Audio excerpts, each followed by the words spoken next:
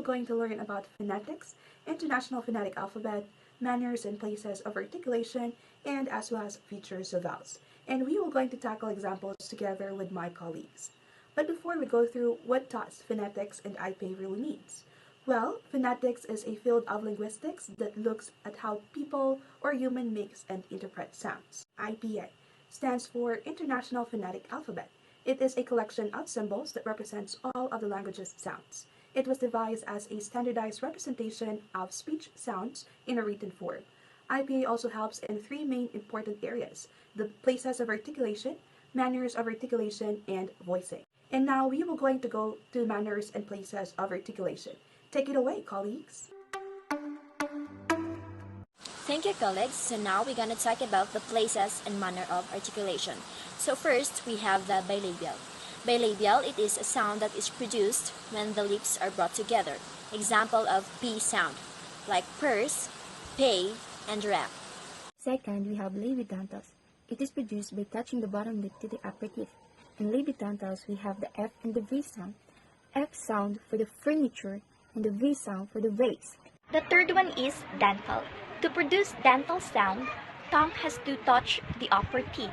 Example given are the TH and voice sound, such as throw, birthday. Alveolar or sounds are made by raising the tip of the tongue towards the ridge that is behind the upper front teeth.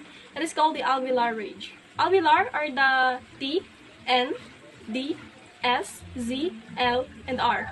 The basic examples are the top and deep. Palatal is when sounds formed by the middle of the tongue raised up against the hard palate. In English, the only consistent sound is the y sound. For instance, y, usually, y, yourself. We have here the glottal.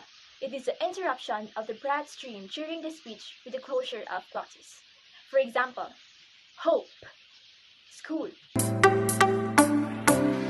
We have the high and low. High is where the tongue is raised towards the hard or soft palate. For instance, the E in machine and the U in fit. Low is where the tongue is lowered away from the hard or soft palate. For example, the A in happen and A in laughter. Front, it is the blade of our tongue, which includes the sounds E. For example, the word kept, bed. In the back vowel, it is the body of our tongue or the dorsum, which includes the sounds U. Example of the word suit, wood.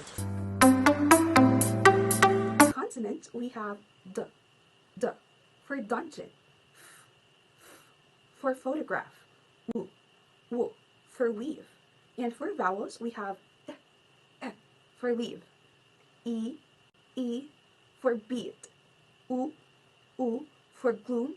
And for deep songs, we have A for wait, Oi, Oi for coin, and I for height. For consonants, we have loyalty, P, perspective, K, mechanic. For vowels, we have banana, foreign, flat. For diphthongs, we have I, lion, A, break, war, pure. Consonants, we have ch, chair, r, research, g, gray. For vowels, we have I, hide, u, wool, a, add. For diphthongs, we have ow, south, a, air, e, cheer. Consonants, we have Z for lazy, V for vibe, S for sigh. And for vowels, we have E for echo, E for igloo, U for octopus. And for diphthongs, we have ow for loud, Oi for koi, I for tie. For consonant sounds, we have V as in van, G as in lug, as in lemon. For vowels, we have A as in ush, E as in east, U as in blue. And for diphthongs, we have ow as in town, U as in tour, and O as in O. For the consonant sounds, we have the P as in pen, T as in time, in ka, as in kite. For the vowel sounds, we have the E as in believe, E as in sing, and A as in cook.